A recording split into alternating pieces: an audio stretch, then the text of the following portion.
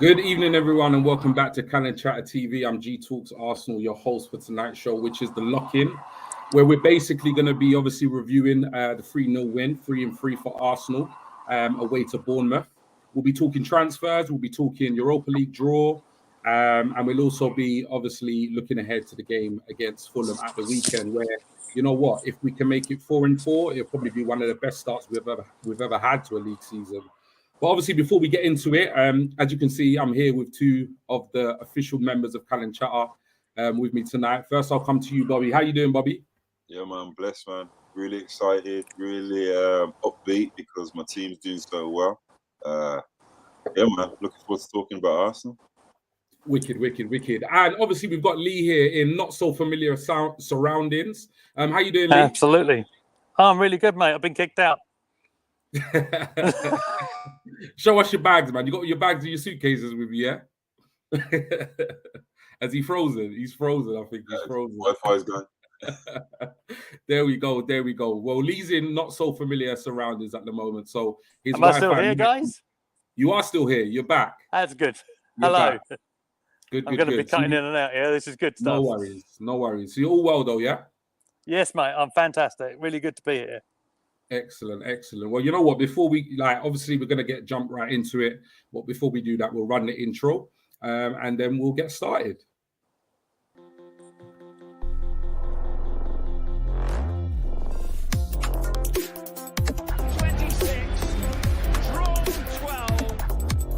Back for us, Shabin!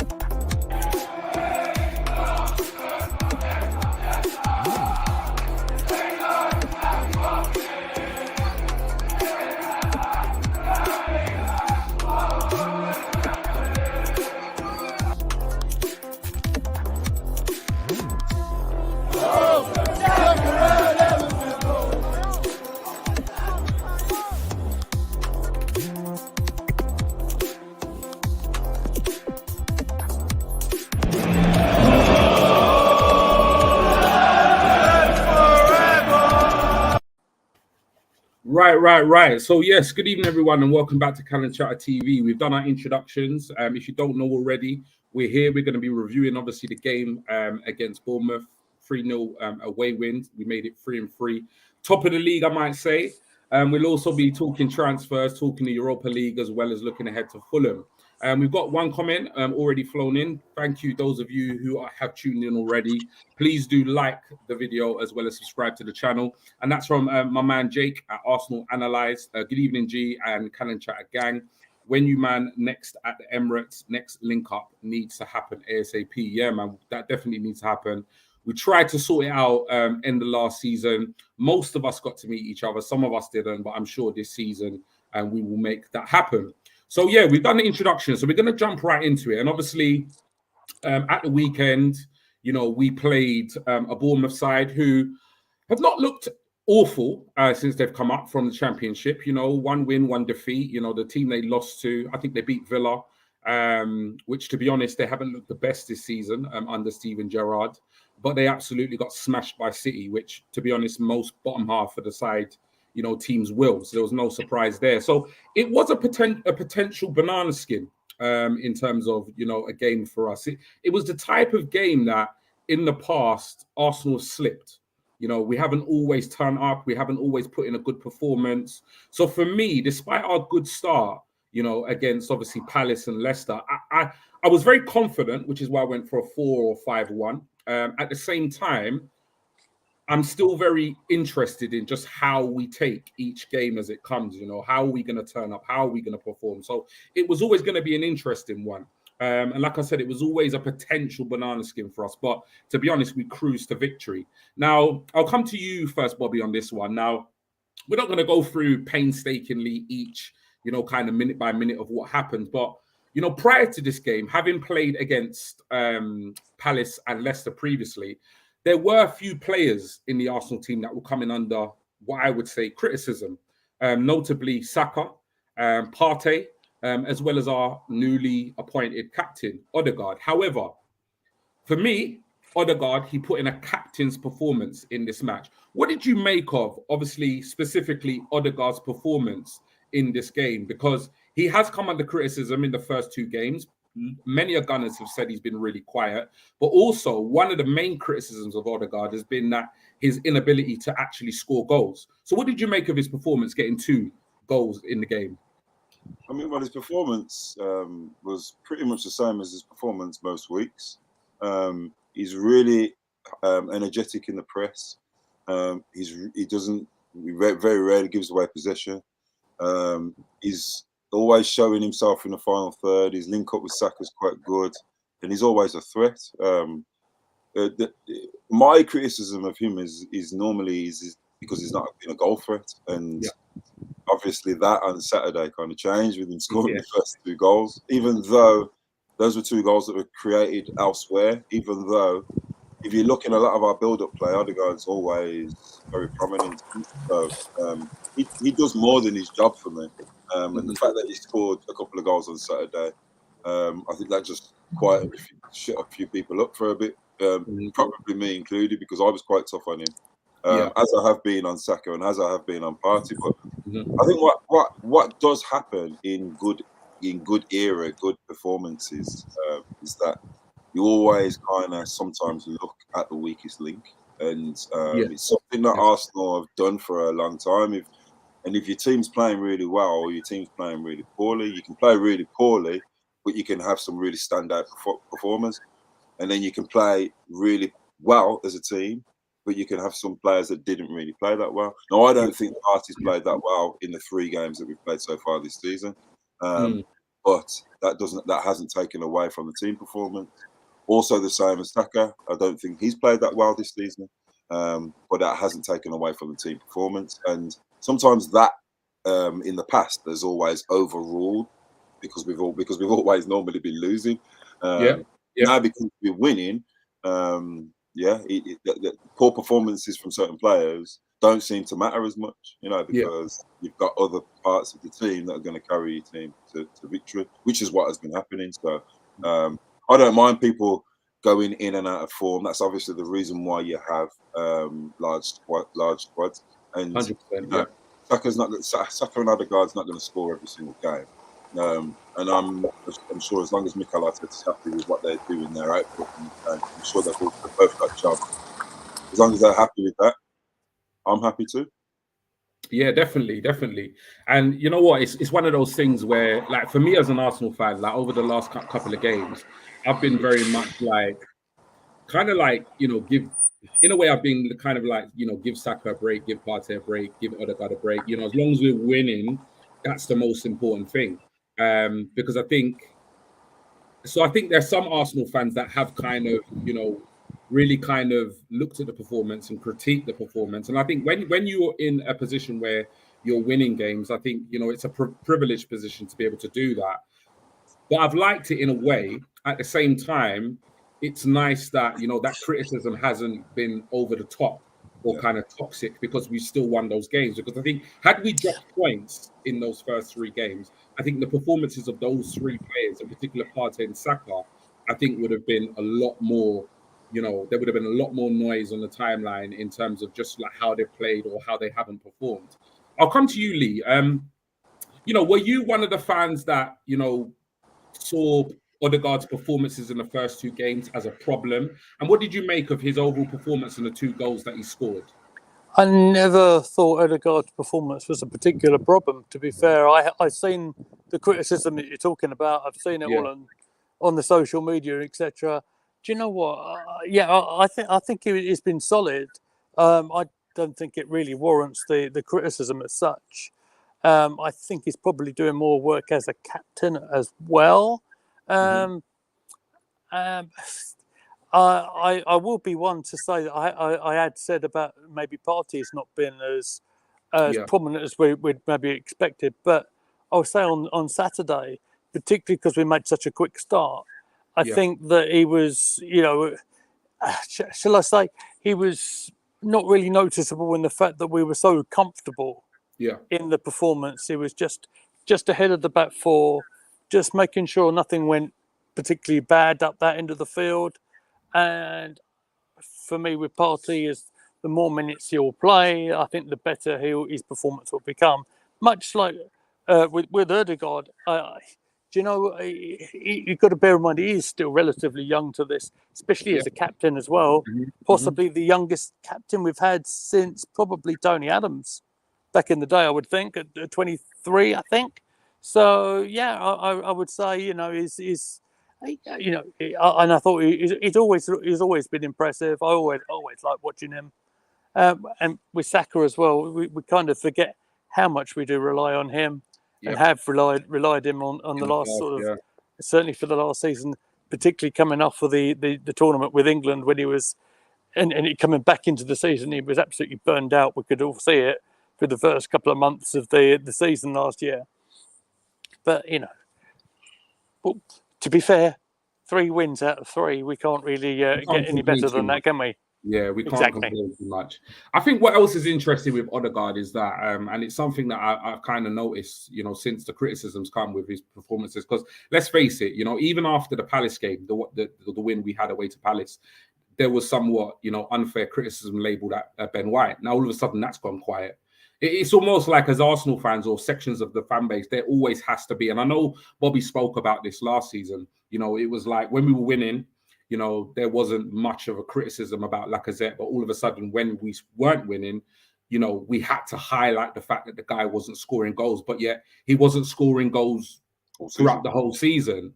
So, you know, I very much, and I was quite critical of Lacazette at certain points, but when I remember when Bobby said that, it did make me think like, it's true. When things are not going well or things are not, you know, as smoothly as you'd like them to be, you often do look for a scapegoat. And I think us as a fan base, even now things are going really well, we're still, certain sections are still looking for, you know, potential, you know, issues in the squad, etc., etc. But I think what's important to note about Odegaard is just also how much ground he covers in the match. I was absolutely gobsmacked when I saw some of the stats in terms of like what he does, you know, because I think a lot of us look at Odegaard and we see the creative player.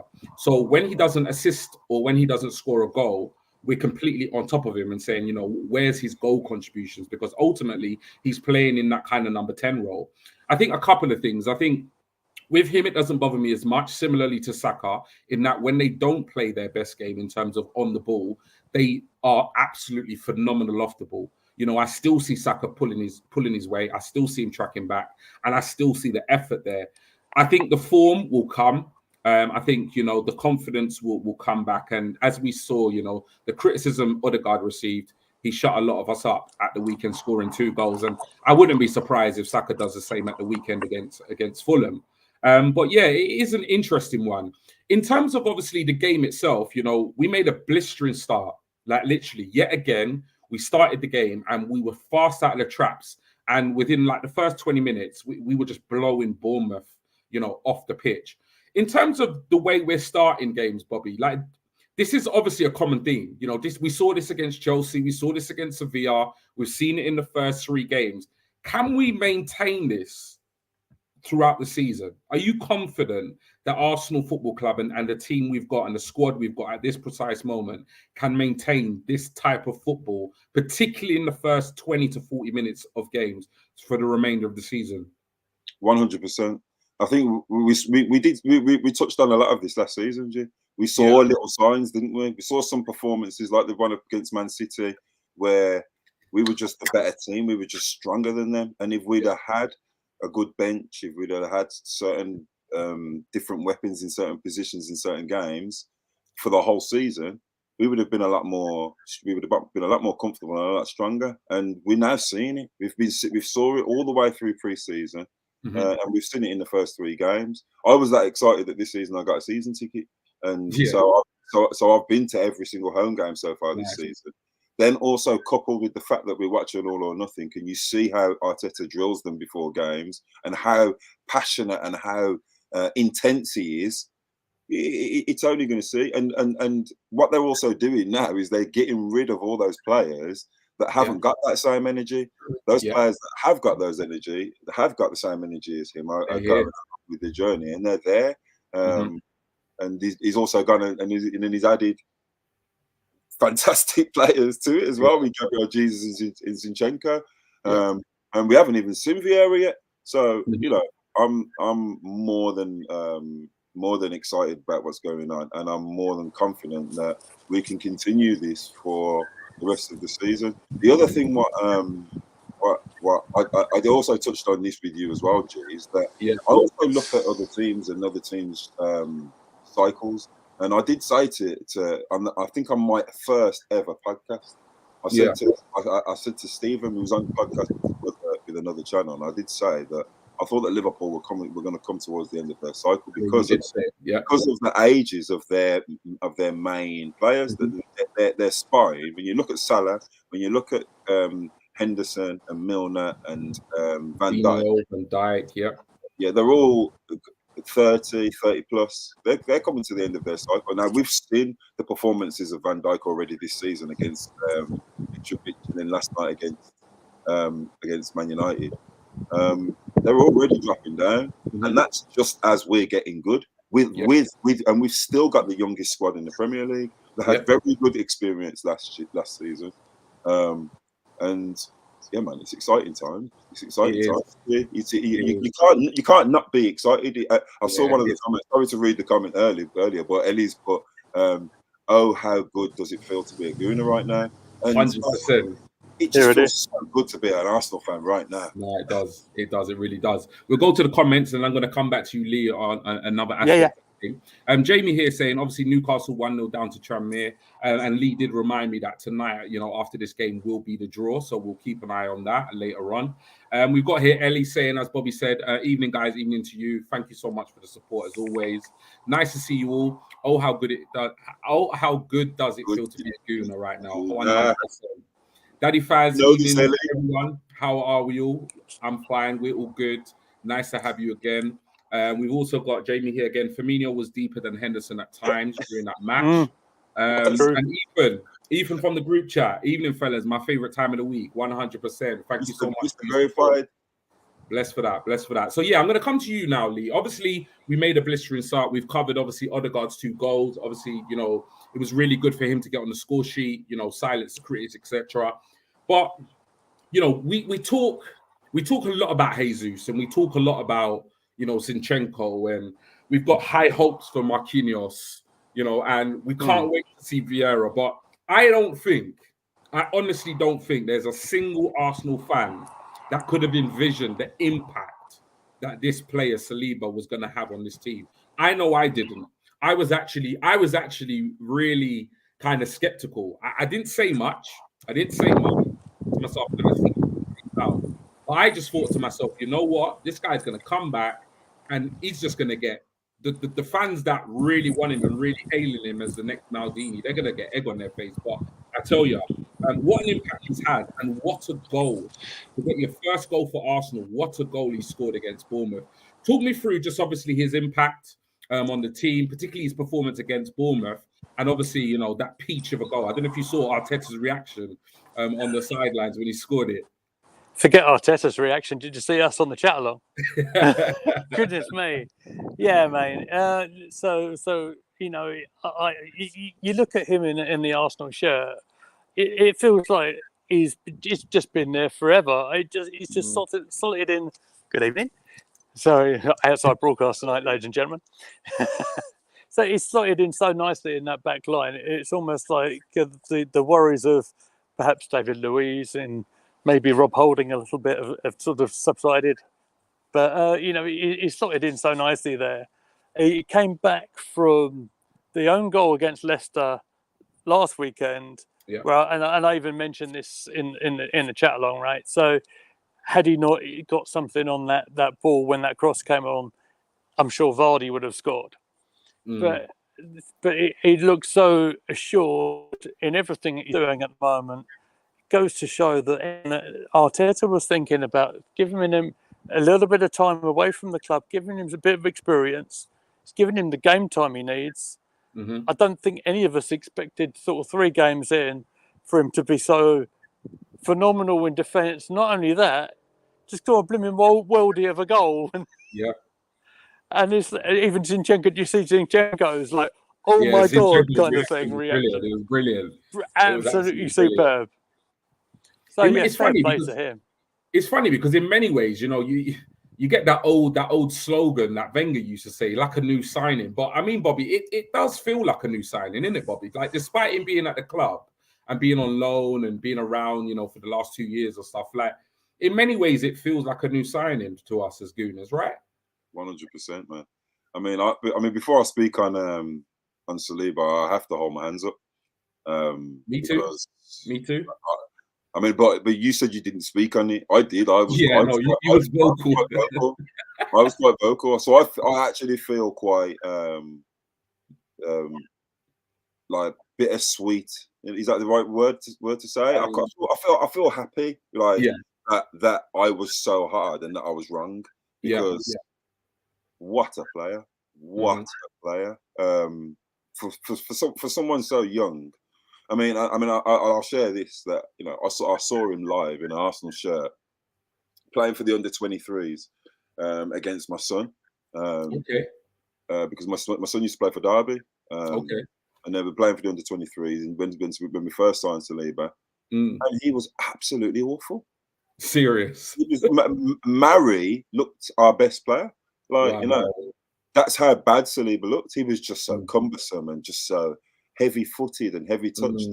And I could see why we sent him on loan. So from then, I was just a bit like, and then obviously you get all these the talk on Twitter. He's the Mbappe of centre backs, and he's this, that, and the other. And I was just like, no, he's not. You've got to trust Mikel Arteta on this, So, and then after seeing him, I was like, everybody was going hard on Mikel Arteta. So I was kind of like, no, I've seen him play. Yeah. He's not all that. I can see why he's gone on loan. But even the first year he went on loan to Nice, I used to watch a few of his games, and he made loads of mistakes in that season. Yeah. But then last season at Marseille, I'd still watch his games. So I was watching him and Guendouzi, and he was brilliant every game, and not amazing. He'd have some moments throughout the season, but most of the games that I watched him, he was good. He was solid, fast, doesn't get beat for pace, solid in the one-on-one. And I think sometimes the system will help him, but if he's not got too much going on around him, he'll be absolutely fine, because he's still young. You know what I mean? But when you're looking at what Van Dijk's doing and what Maguire's doing in the Premier League, and what Thiago Silva's doing, and then you see what this kid's doing. Even Koulibaly, throw his name in there. You see him really good, experienced defenders looking poor everywhere. I mean, did you see? I know he's not a centre half, but did you see Trent's defending on? It was awful. It did. Awful. Absolutely shocking. So when you've got top level defenders showing that the Prem level, their level is not as easy as it looks, and we've got this boy who's come in at 21 years old, and he looks like an absolute Rolls Royce against players like Zaha. He's had some good tests. People say he hasn't been tested. Mateta's 100%, mate. Bournemouth, your big man, Kiefer Moore. He run Villa ragged, So he nearly scored against Man City as well. So he had some big tests, man. So and he's dealt with them all well. So we've got a player on our hands. The only thing now is we want him to sign a bloody contract. Yeah, well, this is what I mean. Before he goes off to that World Cup and puts in an absolute Marcel Desailly performance and walks away with a World Cup, we need him to sign that blooming contract. So definitely, 100%. I mean, the good thing on that is that in world football now, Premier League is where the money's at. That's one thing we can notice. No one else is spending money like Arsenal are spending, and no one else can give contracts like Premier League clubs. His agent won't be able to get Real Madrid and the Italian clubs. Them big clubs abroad aren't handing out the big contracts like they used to. The Premier League is where it's at, man. It's where it's at. It really is. And if he's starting games, he's going to think the next 5 years it's going to be best for him to stay at Arsenal. I think if you're a world talent, and not even a world talent, I think if you're a professional player, your dream, your what you should be aiming for is the Premier League right now. You just need to look at the competitiveness of it, the quality of. We used to talk about top team or top two. There's a top six, and when you look at the likes of Newcastle and stuff, that's soon going to become, 10 years from now, you're going to be talking about a top 10. Yeah. Do you know what I mean? In the Premier League, it's that competitive, and it's only getting more and more competitive. You just have to see Newcastle obviously securing the services of Isak today for 70 million. The Premier League is not getting any easier. People might say, obviously, it's a lot of money. We'll have to see how he goes on. But what it just shows the ambition of, obviously, Newcastle, new owners. And, you saw what they did against City at the weekend, 3-3, in a game that they probably should or ought to have won. So, yeah, the competition in the Premier League is massive, and it's only going to get more competitive. We've got Jamie here saying, though, he'll probably get his customary goal against us, and he's referring to Firmino. We've got Jamie also saying, as I said before, easier to blood a young centre-forward than a centre-back in the league. Mistakes cost points in games, 100%, which is why Mikel Arteta got it bang on. We've got Ellie here saying, how happy does he look at Arsenal as well after the media tried to make out he didn't want to be there. He's loving being part of the team right now, 100%. I think that might be a new name in the chat as well, mate, so welcome in. I don't recognise Ellie's. I don't recognise Ellie. Ellie's a regular, man. Ellie's a regular. She's here every week. Yeah. Ellie's from one of Ellie's from one of our group chats on Twitter. And she's been tuning in for more than a couple of weeks now. Ellie's always good to welcome. New to league, but welcome. We've got here. So the next thing, obviously, obviously 3 goals. Odegaard got 2. Saliba got 1. Clean sheet, which is what most of us would have liked, particularly after conceding, I would say 2 sloppy goals against Leicester. It was nice to kind of get back to clean sheet, winning ways. So what did you make of the overall performance? Obviously 3-0 away to Bournemouth. I'll come to you first, Lee. From a very quick start, which might have settled a few nerves, then to double the advantage so quick on, it just looked easy. I don't want to say it because we just mentioned about how competitive Premier League is, but from our very very quick start, I think we made it look ever so comfortable. It was much more comfortable watching the Crystal Palace game, put it like that. Yeah. No, definitely. And we look very very much in control of the ball. They passed it around lovely when they needed to. They defended well when they needed to.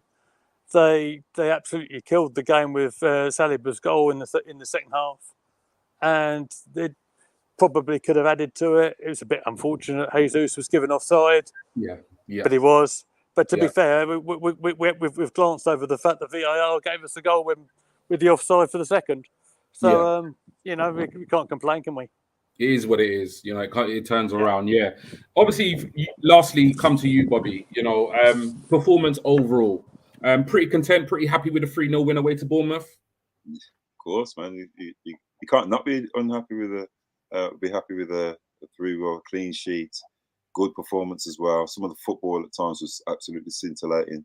The bopping, the one-touch movement, the directness from Ramsdale sometimes. The Martinelli was an absolute spark. Xhaka again with a world-class midfield controlling, dominant performance. Just our whole system, our whole look now just looks totally different. We control games. We're going into games now feeling confident, feeling like we're going to win. And then as soon as we kick off, we just look the better team. We control the game from the start. And you've got to remember, our two centre backs are kids, man. And our goalkeeper's a kid. They're babies. Those 3, not one of them's over 24 now. Yeah. Yeah, man, it's exciting times, and they're only going to get better. These performances are building good togetherness as well. Because winning builds togetherness. They know what they're doing is working, so they're going to get confidence in doing it. We just need some big tests now. We just need some Liverpools and some Spurs and some City. We need to go a goal down as well and see how they respond. We need some tests. Don't be saying that. Don't be saying that. Mitrovic against Fulham on Saturday. But last season we went down against Wolves and we came back, won that game in the minute after substitute. So we have seen that this team have got that fighting spirit in them, So one thing I am liking is the way that they celebrate. They all seem to come together and they stay together for a good minute.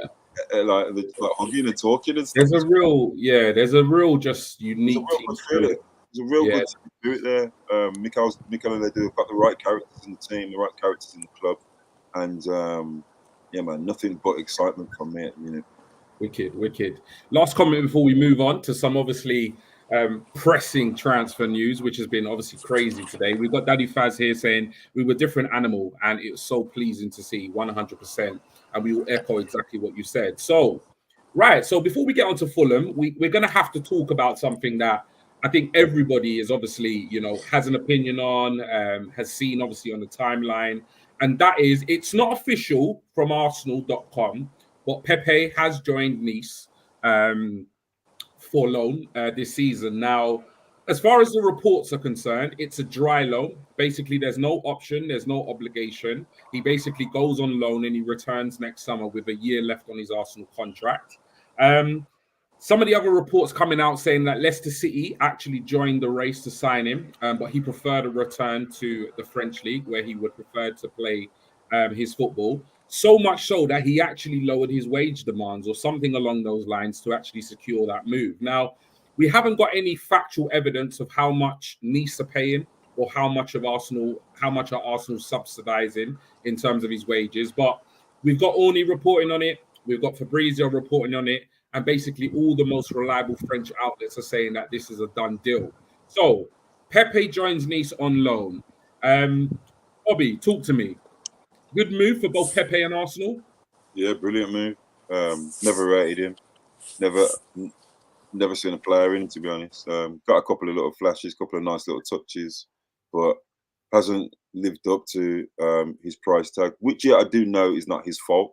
Yeah. But when you come from the French league and you was only second to Mbappe in stats, and you come to our league and you can't even beat the first man on most of your corners. I don't know. For me, from the first moment we signed him, I will be honest, I was excited because I looked at the clips, but I don't remember what his. I mean, as I said to you, I was there at his first game when he scored those 2 free kicks. Really excited, but he didn't actually even play well that game. So I've never seen him have a good performance for us. I know a lot of people on the timeline like him, and a lot of Arsenal fans do think that he hasn't had a fair chance, which I think is not true, because I think he has had a fair chance. He played Mikel Arteta's the first 11 games of last season and his first 6 games of his time in charge. So he has had a chance, but he just doesn't do anything with his chance, does he? So I'm glad he's gone. Time to move on. And the fact that Nice don't want to, there's no option. It's obviously to do with his wages, isn't it? Because he doesn't want to lose. He doesn't want to lose that wage, because basically he got that wage and he's not worth it. He's our 3rd top earner, which basically he's on big money. He's on big money. Someone that doesn't really have a big output. So one more year and he'll be gone. So I feel the same way as I felt about Obianti. Hopefully he gets to Nice and does really well. And he wants to come by him. I think it's interesting because somebody said to me they were really gutted that he didn't join Leicester City or a Premier League side, because they wanted to see what he could potentially do at another Premier League club. And my response to them was, he's not cut out for the Premier League. That's just my personal opinion. And some players are and some players aren't. It's just the way it is. Pepe was a player that I liked, I admired. His stats, as you said, in France were only second to Mbappe. So I was completely gassed when he came to the club. I thought, I don't care the price, 72 million, whatever. It's not my money. Let's get it done. I saw him as the player that was going to elevate us. But for whatever reason, it didn't happen. I don't agree that he didn't get his fair shout. I think he did. But just to what you said, some of the things that really frustrated me about Pepe was, like you said, taking corners and not even clearing the first man. Everyone? Every single set piece. And then after about 3 or 4 games of that, he'll beat 2 players and then ping it top bins. And you're like, okay, cool. He's turned a corner. Let's see more of this. And it just didn't happen. Then you don't see it again for another 6 months. It just never happened. So I got to the point where, for me, I stayed patient with Pepe up until the end of last season. Yeah. When we got to the end of last season and we narrowly missed out on top 4, and then I saw the performances of the players that we bought that I didn't want to come to the club. I thought to myself, hold on, if these players that I didn't want to come to the club, the likes of Ramsdale, Tomiyasu, Ben White, are putting in more consistent performances than you, a player who bought for 72 million, who I absolutely gave every single chance to shine. Because even when he was crap, I never criticized him, honestly. Yeah. Because everything in me wanted him to do well. That's when I kind of got to the point where I thought, no, you know what? Like, Saka is a kid and he's doing it week in, week out, and there's so much pressure on him. And you're a pro, you're a seasoned pro. Like, you need to take some of that weight off my man's shoulders. And he just never did. And then when we went into, obviously, you know, this summer, and I saw the players that we bought, and I saw how we played in pre-season, I thought to myself, you know what? There's no excuse. Like, Jesus has come in and he's absolutely hungry. He's, you know what I mean? He wants it. He eats, sleep, breathe Arsenal Football Club, and he's been here 5 minutes. And you've been here for 2 years, and you're just walking around as if, like, you know, I do want to be here, I don't want to be here, I do want to play, I don't want to play. I just thought, I can't do it no more. Like, I'm not going to go out there and insult the guy, but at the same time, it's time to move on. So for me, I kind of made up my mind that, you know what, he needs to go, and that's for his sake and for Arsenal. Because let's face it, you know, 3 games into the season, he didn't get any minutes against Crystal Palace or Leicester, and he didn't even make the bench, rude boy, against Bournemouth. So the writing was on the wall. So he had to go for his career, and I'm glad Arsenal have got rid of him and got him on a loan. And hopefully he does really well. He smashes 30 goals, and then PSG offer us like 70 million next summer. Hopefully that's what happens. Do you know what? I like that plan, mate. I like that plan. That works for me. Do you know what I mean? But it's never really worked. I know me and Bobby have kind of gone into town about it, but obviously, just quickly on Pepe, you like, you know, how do you feel about the move to Nice for Pepe? I'm going to be really corny because it's my job. I think it's a nice move. So what I did there. So I'll be serious for a minute now. You're absolutely right. It's never worked for him in the Premier League, is it? To be fair, he's had 1 or 2 touches. He's had 1 or 2 moments. I think a goal against Wolves kind of rings a bell for me. But like you say, I think maybe some people are born to, and they just take the Premier League quite naturally. Jesus is a great example of that with us. I mean, probably he's played time at Man City. I'm going to balance the argument because I'm just far too nice, to be fair. But in terms of Pepe himself, do you know what? He's going back to the French league. He's going back where he's done very, very well in the past. Let's wish him all the best. Let's hope he does the job over there. Let's hope he smashes a few goals. And let's see where we are in the summer next year, and then maybe if he can get himself a full-time move away, that'd be probably ideal for him and for the club. 100%. And like I said, I want him to do really well. I want him to smash 30 goals so we can get that P. Because like I think that's the least he could do for us. Do you know what I mean? Like we went out there, we spent 72 million, we brought him to the club. He's been so inconsistent. The nicest thing he can do is go and revive his career in France so we can get some money in the bank. And hopefully buy someone else next summer. I know it sounds harsh, people, but I've been very patient with him. And I just think, you know, I think Arsenal Football Club now, we've outgrown him. Do you know what I mean? We've moved on, we've evolved, and he's just not part of the plans, you know, as harsh as that sounds. We'll go to the comments, and before we move on to something else, we've got DG here. Big up from the group. No AJ talk tonight, DG. No AJ talk tonight. Me, just for those of you who don't know, we've got a Twitter group. We've got a group chat on Twitter. And me, DG, Bobby, we've been guiding Tyler as well. Hopefully I haven't offended Tyler because he's not here tonight. But we've been going at it about AJ. That's all we're going to say. We're not going to say nothing on it. But, I know AJ talk to that. We'll find another space for it somewhere, shall we? Say DG, if you didn't know, it's all love, man. Do you know what I'm saying? We might disagree on stuff, but I love a good debate, and then I keep it moving. So, yeah, it's all love, DG. Thank you for being in the chat tonight. Ellie, who has had my corner in the group chat. So, big up, Ellie. Extra for that. He's still part of that Uba Laka era as well. Bringing bad vibes. He don't look like he wants to be there. Looked miserable, but I wish him all the best. And DG, you laugh, DG. You laugh. Leon Thompson saying, in retrospect, his style doesn't suit a team that want majority possession with opponents sitting back. And I believe that is possibly a new name. That's not a name I have seen in the chat. So welcome. If you have been watching us before, apologies for the welcome, but I think it's the first time I've seen it on the chat. So welcome to the channel. Thank you so much for your comment. Now, hit the buttons. With Subscribe. Definitely, like, please do like the stream, as Lee said, and please do subscribe to the channel. Now, obviously, with Pepe moving, in my opinion, it leaves us short. In my opinion, and the reason why I say that is this is how I see the forward players. I see, and give me your views on this after. I see ESR and Martinelli doing their thing on the left.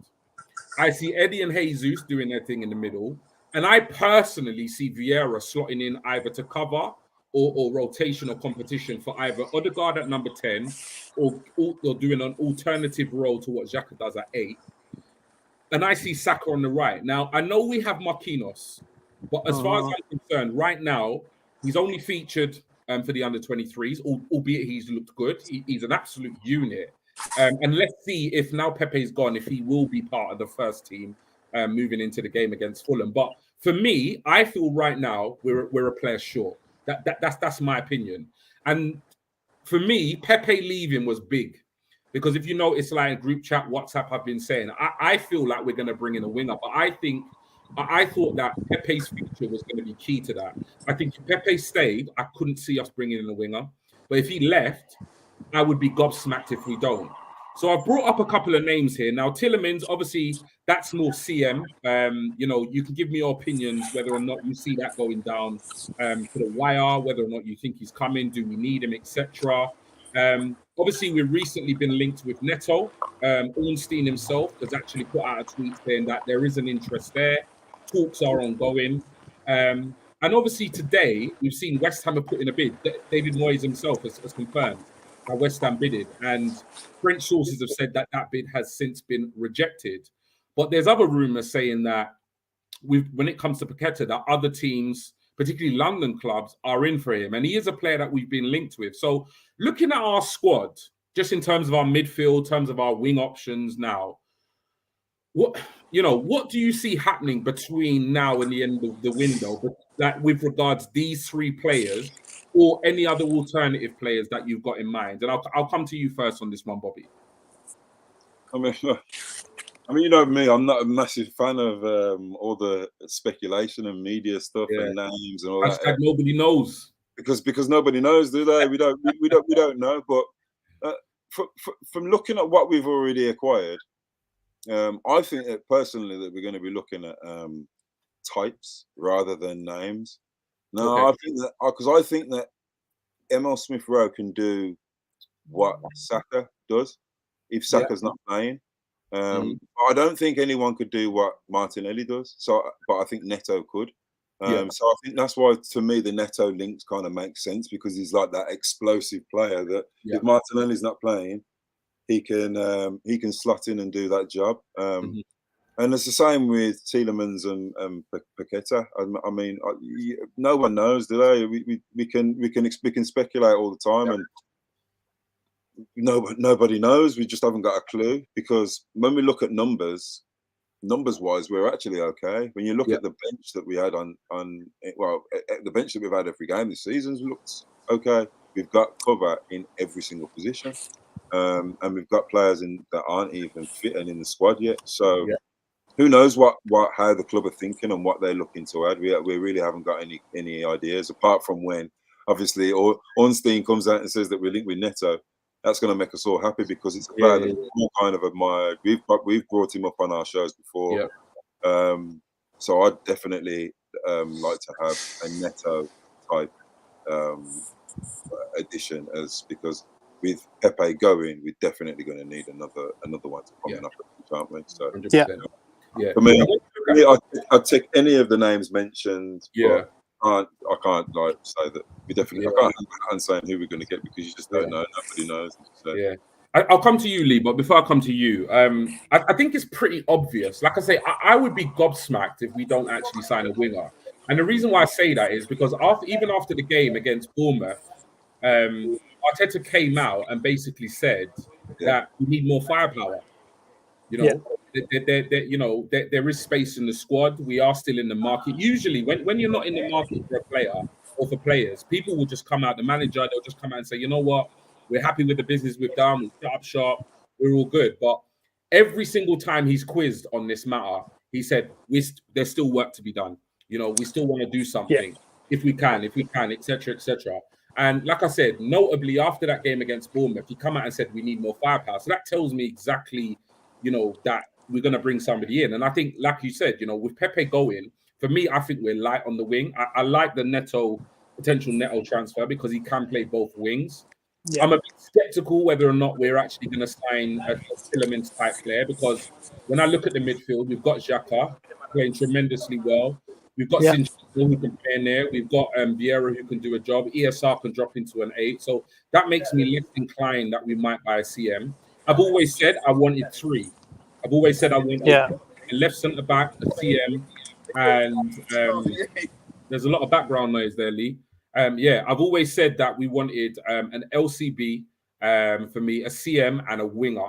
Those are the 3 players and the 3 positions I really, really wanted kind of moving to the end of this window. And at this point, I don't think it's going to happen. I can only see us targeting a winger, if I'm completely honest. That doesn't mean I'm disappointed. It just means I'm looking at the way our squad's shaping up, the form of the team, and I'm being realistic. In terms of those 3 names, Lee, and in terms of the squad, how it is right now, would you know, out of those players, which player particularly do you think we need looking at our squad? And, you know, how do you see those 3 players and their futures? Or do you see Arsenal kind of making a move for any of those players between now and the end of the window? So out of them 3, I quite like the idea of Neto, because he's done ever so well over Wolves, and he can very easily cover the position we're talking about.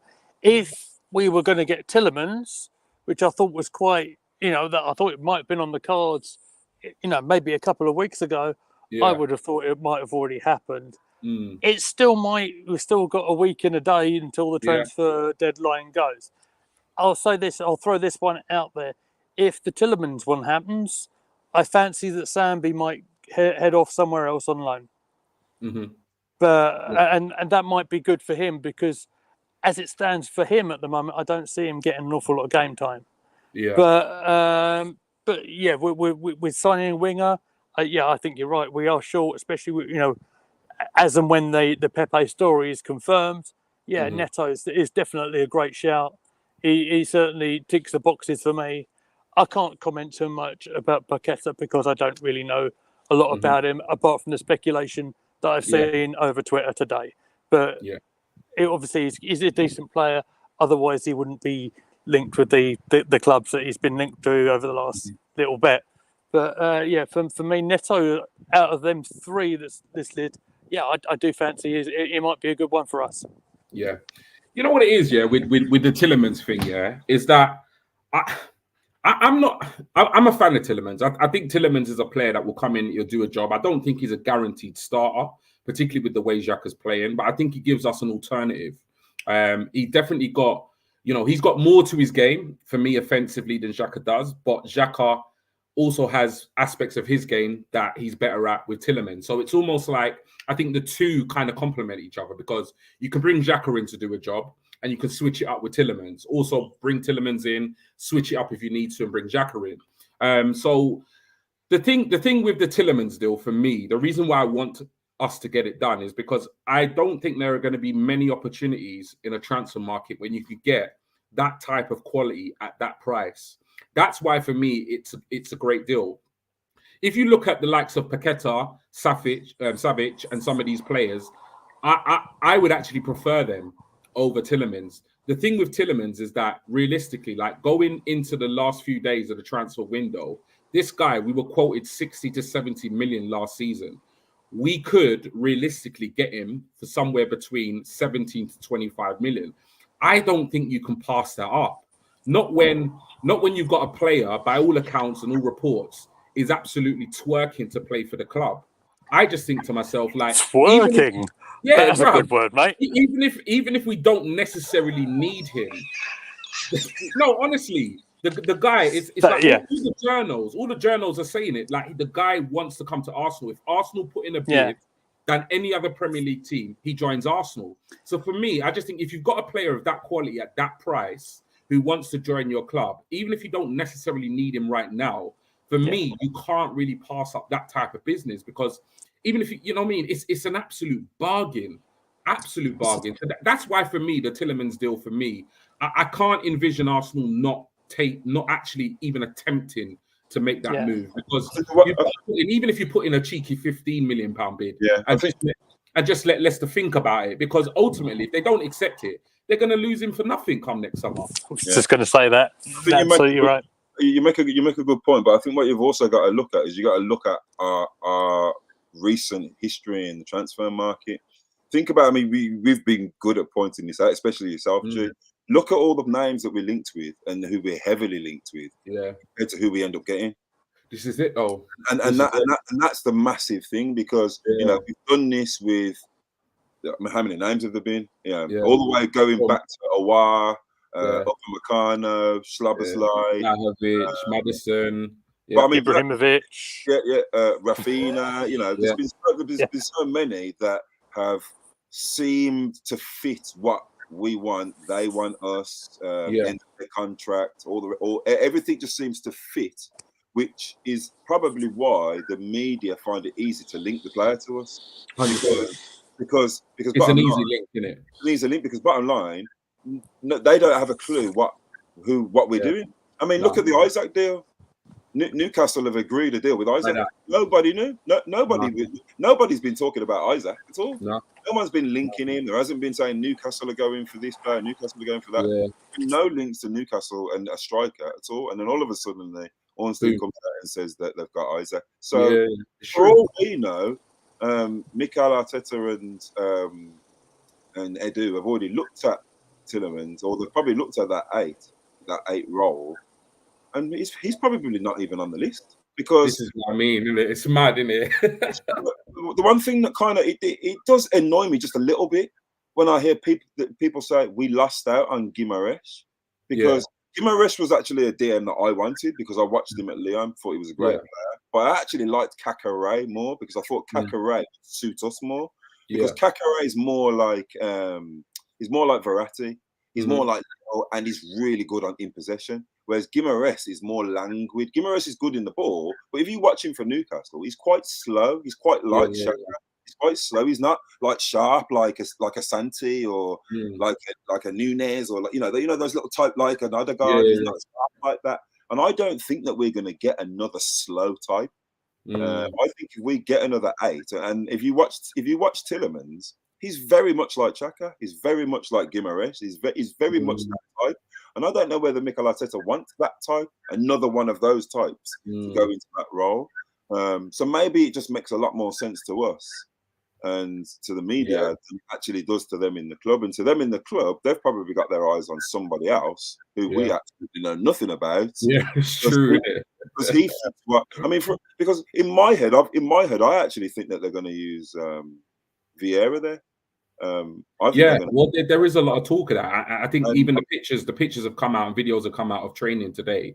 It looks as though he was playing in that kind of left centre mid role. And also, I think that Smith Rowe as well, because you remember he tried Smith Rowe there probably about 6-7 games last season. He played in the 8. So maybe, and in the under-23s game, he played in Odegaard's role. So now those advanced midfield position roles, maybe he's looking for someone who's a little bit more technical, rather than someone. It's going to be very interesting. That's why I'm kind of like not getting involved in all of it. Because when I'm looking at what we're doing, it doesn't seem to fit with what everybody wants. You know, I wanted Guimaraes, they went for someone else. I wanted player, they went for someone else. We all wanted Rafinha. They said, we just spoke to Edu came out, so we just spoke to Rafinha, but then we realised he didn't really fit for us. So, you know, we don't really know, do we? We really, really don't. And with that, we're going to go to the comments, because they are absolutely flying in. We've got Big Mike's here. What I'd say, this goes up. Big Mike's here saying, yes, guys, big up to yourself. Thank you for tuning in. I always appreciate the support. And we've got Daddy Faz. Priority has to be a right wing than CM. I don't think Paqueta is someone we need, to be honest. Ellie saying we got the best bench in the league already. I'd say even beyond short. Imagine we do sign another couple of players. Yeah, it'd be absolutely fire. Big Mike, Sambi on loan would be a wise move. I agree. Lee, you did say that. Bring in another midfielder or quality and we will be fine. Hashtag nobody knows. It's true. We really, really don't know what Arsenal are doing. Right now, we're just guessing. We're just speculating. Big Mike saying, I wouldn't be surprised if Fabian Ruiz comes back as backup or Locatelli. One Touch TV, yes, Ramirez is better than Xhaka 100. Tillemans is more mobile than Xhaka. But I think no. the club is eyeing Partey cover more than Xhaka replacement if we get a midfielder. Okay. He's saying, I don't mind missing out on Tillemans if we get a DM cover and a winger. Now Pepe is gone. We must get a winger. Smash the likes, people. Thank you so much for Absolutely that one. right. Right. So the last thing we're going to talk about in terms of transfers in and out of the club is obviously two young guns have left the club over the last kind of 7 days since we've been online. And one came as a bit of a surprise. Salah. I'm just going to call him Salah because that's what everybody else calls him. And that is part of his name. He basically has made a move to Hull City. And I don't think any of us were surprised that he made a move, but we were surprised that there was an option to buy. And I know I was, because what I've seen of this guy, he's been absolutely smashing it in the youth ranks. The other one is Cuffy, obviously the right back, highly thought of right back. Many feel has a great future at the club. He's recently joined Rotherham, and that is a dry loan, so he'll be on loan for the season.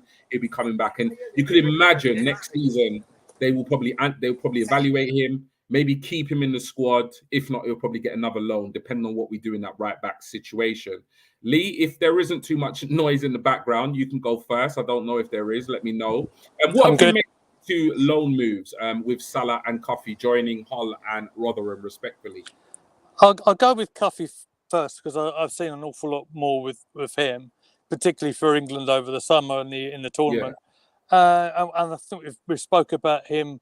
He definitely looks like one for the future. He's very, very comfortable in right back position. The fact that he's going over to Rotherham, he's going to get himself some games, I'm sure of that. It's probably the reason why Cedric's still at the club as well, is because they want to send him up to Cuffy over to Rotherham, get some league experience, and then I would imagine he'd be fighting for that space in the first team squad next summer. We'll go with Salah. This one surprises me a little bit. When you sold me off air that it's with a view to buy, that surprises me. I've got some stats written down because I did my homework. So he's got six goals and 3 assists last season when he joined us on the free transfer from Feyenoord. That he's not really played that much, but he's made an impact in the under 23s, under 21s. I don't know. This sounds a bit of a weird one. If he's going out with the option to buy, I don't know if it's someone who doesn't rate him or what. I mean, this one really surprises me. But let's say they're both very young players. Let's hope they do well. There's one more that we'll mention is a goalkeeper, Thomas Smith, 20 years old. He's gone out on loan to Bromley as well. Okay, no problem. So I'll come to you, Bobby. Breaking news. No worries. So with these two, Salah and Cuffy, what have you made of obviously the loan deals, but in particular the Salah one with the option? Now before you start, we know there's an option that's included, but we don't know what the fee is. That's just not been reported. It's not been disclosed. But what are your feelings with regards to these two loan spells for these two young players? With Salah, it just says to me that obviously they don't rate him, or there's others that they've got ahead of him. Because they have got Marquinhos, and I watched the under 23s. They've got a good young left winger, Jed. I can't remember his name, but he was brilliant. He got the assist for the first goal, and he was very bright. And also they've got that young Croatian kid, Serjan. Is his name? Yes. Serjan? Yeah. They've got him as well, and they've got another winger as well. So maybe they're thinking that they've got enough going forward, and that maybe he's not going to get the minutes, or maybe he's not going to be ahead of them. But Coffee, I'm excited to see his development. Him getting a year's loan is very good. He kind of reminds me a little bit of Reece James. When he was at Wigan, he looked kind of like the same kind of build, the same kind of stature, the same kind of playing style. Can play right back, right centre back, right wing back. And interestingly, they've given him a 5-year deal as well. They signed him a 5-year deal before he went and sent him on loan. So obviously they rate him highly. They obviously rate him highly, yeah. So hopefully he goes away as a really good loan and comes back and can challenge whoever for the right back spot next season. 100%. Thank you guys for your thoughts on that. We've got one comment before we move on. We've got here Newcastle are ahead now, 2-1, 52 minutes. Thank you, Jamie, for the update. What was that? Chris Wood header. Oh, okay, Chris Wood. Yeah, he's still there. Well, that's until Isak comes. That's a great bench, though, isn't it? When you look. Yeah, no, I mean it is. It is. Callum Wilson and Chris Wood on the bench, and Isaac. It is. Not bad. It really is. It's not bad. It's not bad depth. Eddie Howe is building something nice there. Definitely for sure. Now, obviously, on Friday, before we touch upon the game at home to Fulham, somebody did remind me. I saw it actually on Twitter, but I was having a conversation with Yuli, I think via WhatsApp yesterday, I think it was. And he actually, to be honest, I'd forgotten.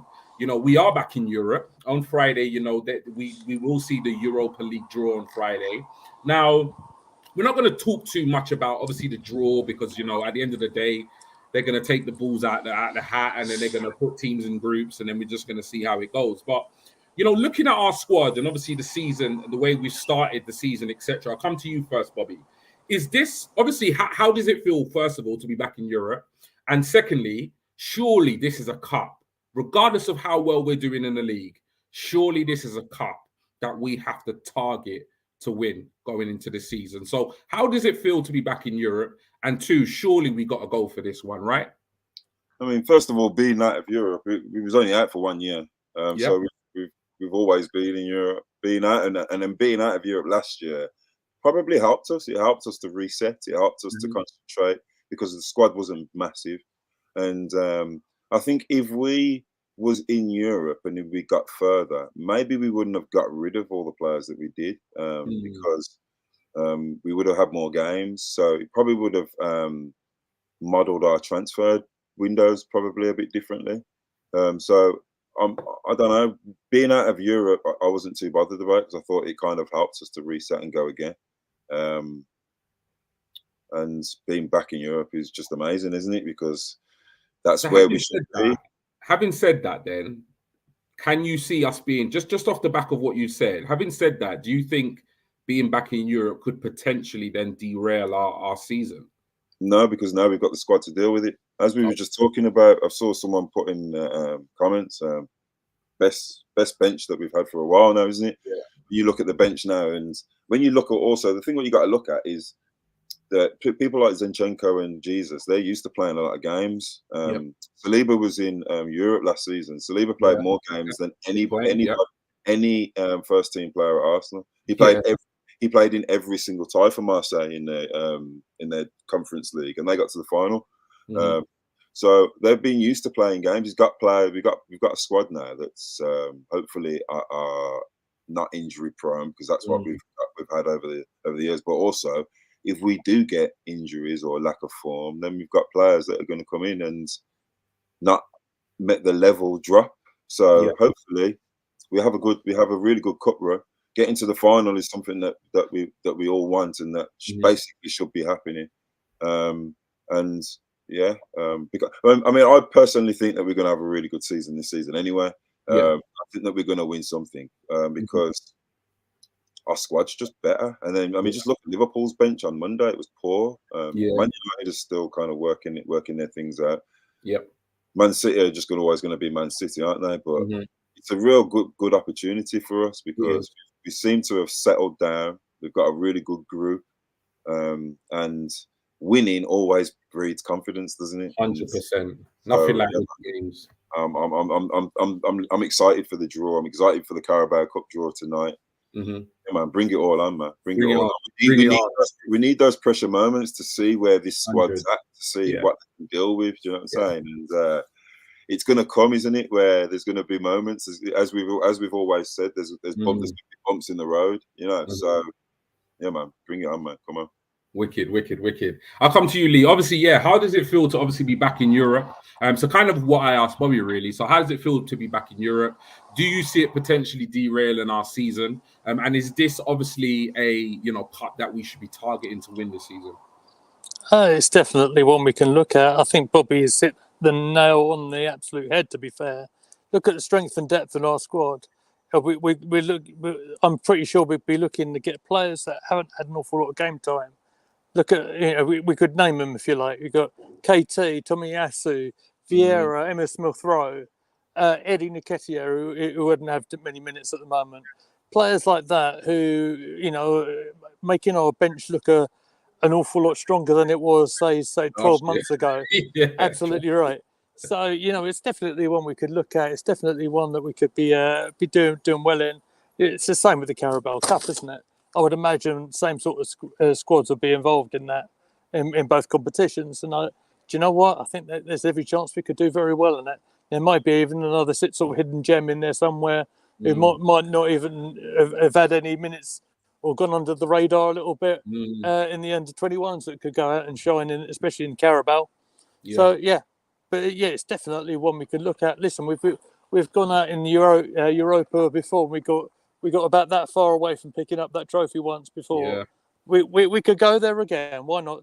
The season we've started with, do you know what? I'm full of optimism. I'm always am anyway. But you know what? There's a great chance for us in this one. Definitely. So we'll look forward, obviously, to that draw. It will be taking place on Friday. It'll be very interesting to see who we actually get. To be honest, we probably won't know the teams that we'll get because, you do get some obscure teams in that. But, yeah, great opportunity for us to rotate our squad. I think I saw a stat earlier that we will play 9 games in the month of October. I think that's what I saw earlier. And, I mean, that's heavy. That is a heavy schedule for the month of October. I mean, we've made a brilliant start, and obviously, hopefully, we can continue that. Obviously at home to Fulham at the weekend, which is where we're going to be moving on to now. So, yeah, looking ahead to Fulham at the weekend, Arsenal versus Fulham at home. I believe it's a 5:30 kickoff on the Saturday, which is great for me because I'm working, but yeah, I can still get home in time to watch the game. So I love the late kickoffs on a Saturday. But yeah, can we make it 4-4? Can you imagine this time last year, we were bottom of the league, scored none, conceded 9, without a hope in hell. We were in a relegation battle by all accounts, media outlets now. Yet now, we don't want to say it, but obviously, people are starting to talk about title challenge and so forth. But look, we've got, I think, a tricky game at home to Fulham. And if we obviously at home, if we end up the weekend, 4-4 and 12 points, like, boy, that will be some start to a Premier League season. It will be the best that I can remember for a very, very long time, if not ever. So, Bobby, talk to me about this because I know you're full of optimism. You're full of confidence. How do you, can we make it 4-4? Can we end the weekend with 12 points? Is there anything about Fulham that we need to fear? Particularly the big guy up top, Mitrovic. Is he going to be the guy that's going to, bring us down to earth when it comes to Saliba and Gabriel in that defense? Talk to me. How are you feeling ahead of, obviously, this huge game? Because it is a huge game. We're drawing, we're basically, already pulling away from some big clubs in the Premier League, the likes of Liverpool, the likes of West Ham, the likes of Chelsea, teams that, were either above us or very close to us last season. So talk to me about how you're feeling ahead of this game. And, is there anything for us to worry about going into this home game against Fulham? Nothing for us to worry about at all. We're going to win. We're at home. We've made the Emirates a fortress at the minute as well.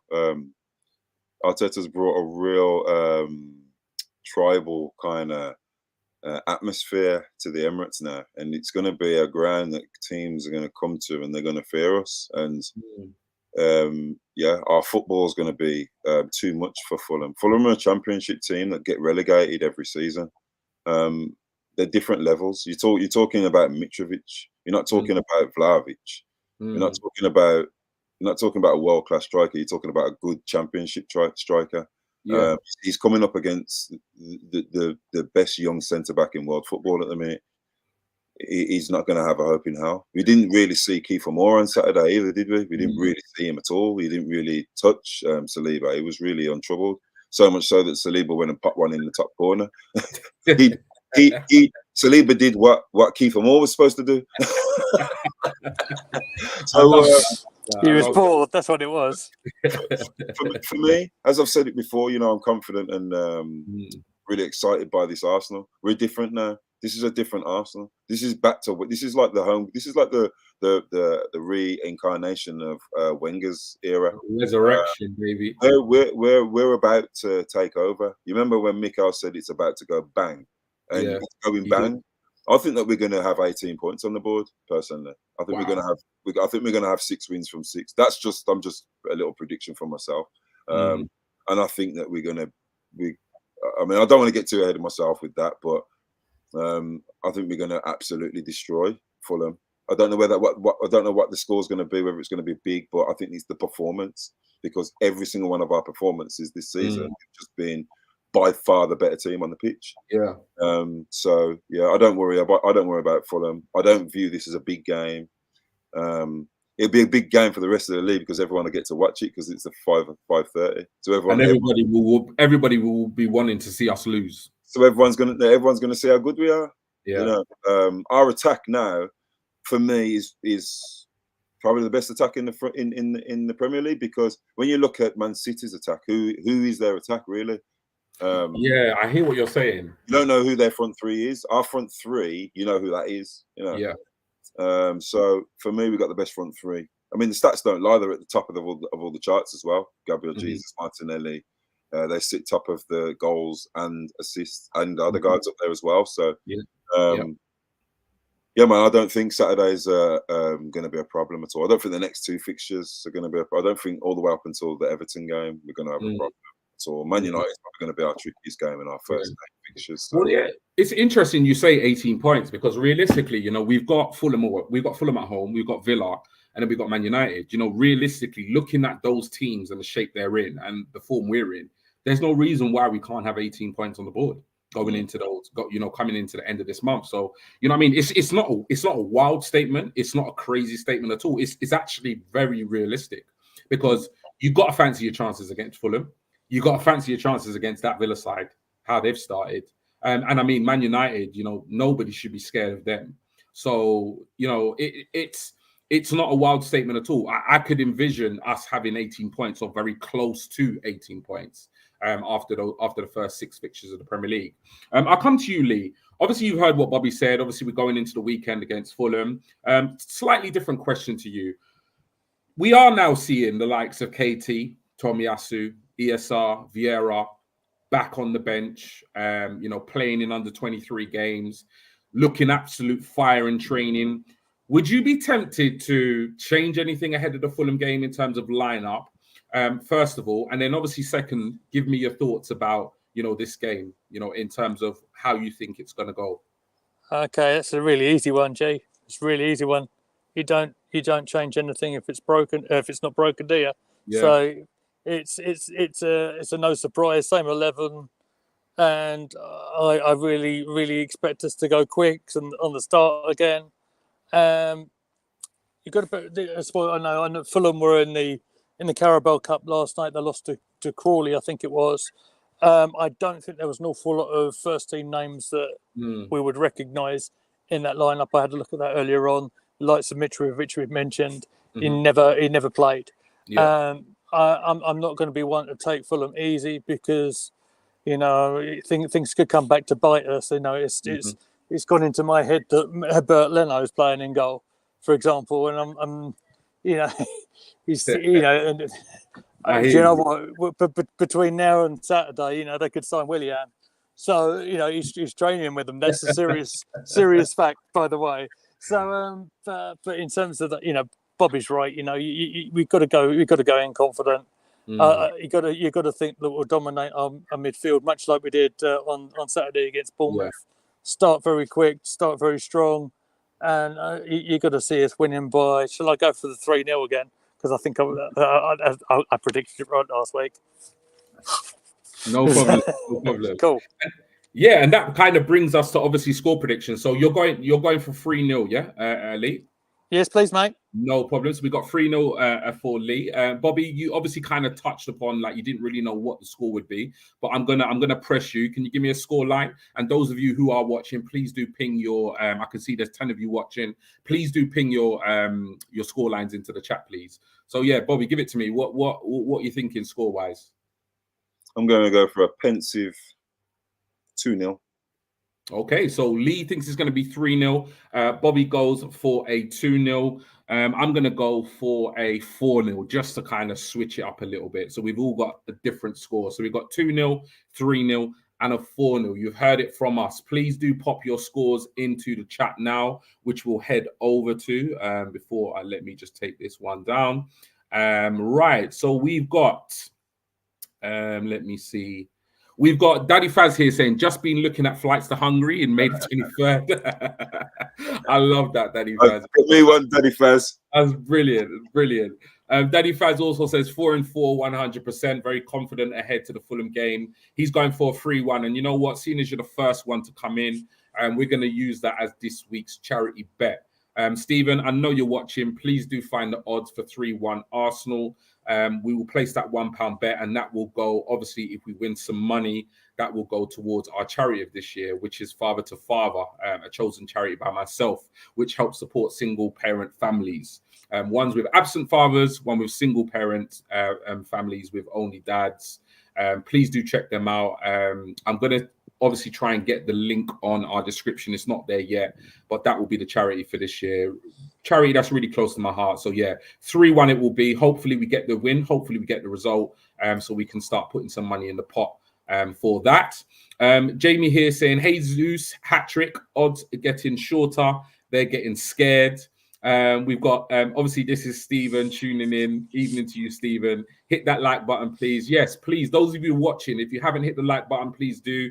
If for whatever reason you haven't subscribed to the channel, please do. We're quickly closing in on 600 subscribers. I want to get there as quickly as possible. So if you subscribed, but somebody in your family or your friends who's a gooner hasn't, just grab their phone, hit the subscribe for us so we can get to our target of 600 as quickly as possible. And Stephen's gone with what I went for, and I think he got in there first, but nevertheless, I'm taking it. 4-0 Arsenal.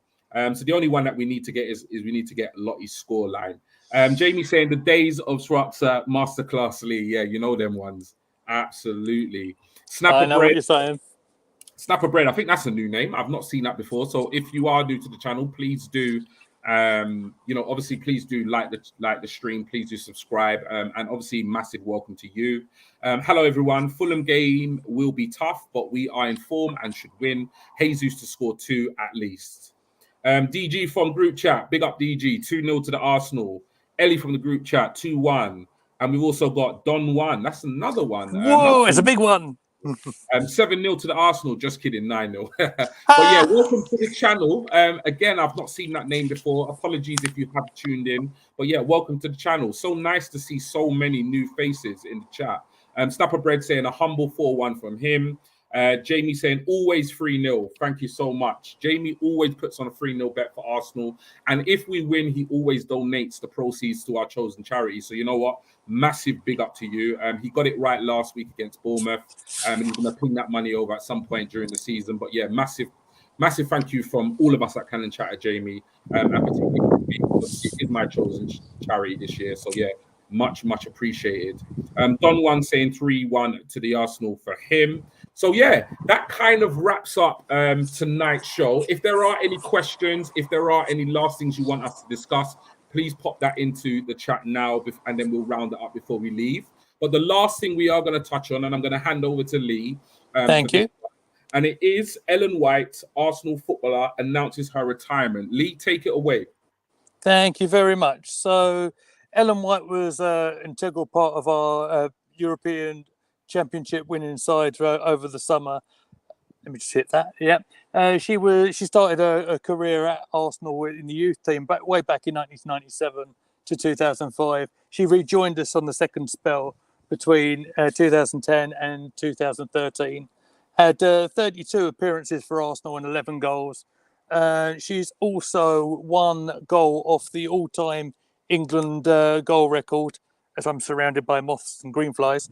But no worries, bro. But yeah, it's all good. And I just wanted to take this opportunity to pay tribute to what a fantastic career she had in the ladies' game. She played in all of the games in the European Championships just gone in the summer. And best wishes to her. She actually finished up her career at Man City, so she wasn't a current Arsenal player, but she had a prominent spell with us back in the day. So yeah. Also, a little bit of news, just another little one. Recovered from injury, Jordan Nobbs is all back in contention, and Serena has named her in the England squad for the qualifiers against Austria and Luxembourg. Excellent. Thank you so much. And it's a very nice touch. I know Lee obviously takes a very keen interest in the ladies' game. It's something that, I think a lot of us probably should do more of. I definitely followed them in the Euros. It was an absolutely phenomenal achievement. And like I said, we will be kind of touching upon. Obviously, as a channel, we do cover the ladies' game. Lottie does a lot of work on that. Lee has previously done a lot of work on that as well. So it is an aspect of the football that is massively growing for good reason, and it is something that we will be covering obviously when the league, the women's league kicks off and stuff. But yeah, thank you for that, Lee.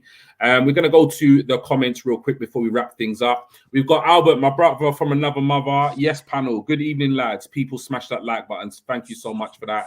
And lastly, we've got Ellie here saying, great show, guys. Thank you so much. Come on, you Gunners. So yeah, that wraps up tonight's show. I'll come to you firstly. Any last words before we go? Yeah, really enjoyed this show, guys. It's been a really good one again. Chat's been very busy. I will be back on this channel. I'm recording another Desert Island kickabout tomorrow. Very, very special guest to my heart. It's my brother. And I am back on Saturday for the live match of the chat along. Posh Bertie, I believe, is confirmed. I think Matt is coming in as well, possibly Sam as well. So yeah, cheers, guys. Nice. Make sure you tune in for that. Bobby, any last words from you?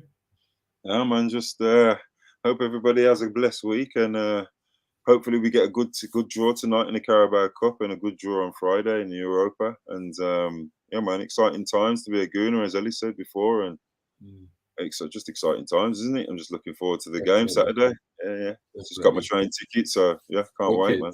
Wicked. And yeah, no, thank you so much. Like always, man, Bobby and Lee for joining me. It's an absolute pleasure doing this. Sometimes, life gets in the way, you get a bit tired. Sometimes you think to yourself, do I really want to do a show? But you know what? I never regret coming online with you guys.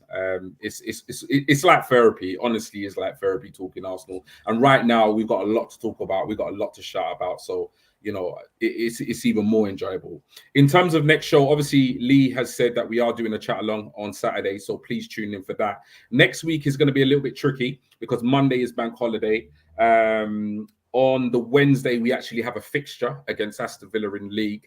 And everybody knows Thursday is deadline day. So we haven't cemented anything in terms of shows next week. Myself, Stephen, Bobby, Lee, and Lottie will all get together, have a conversation and see what we're actually going to do, because it's going to be a very busy week with obviously a Premier League fixture, deadline day. So we will be on the air, but I just don't know in what capacity at this point. So do stay tuned. For whatever reason, if you haven't liked the stream, please do that.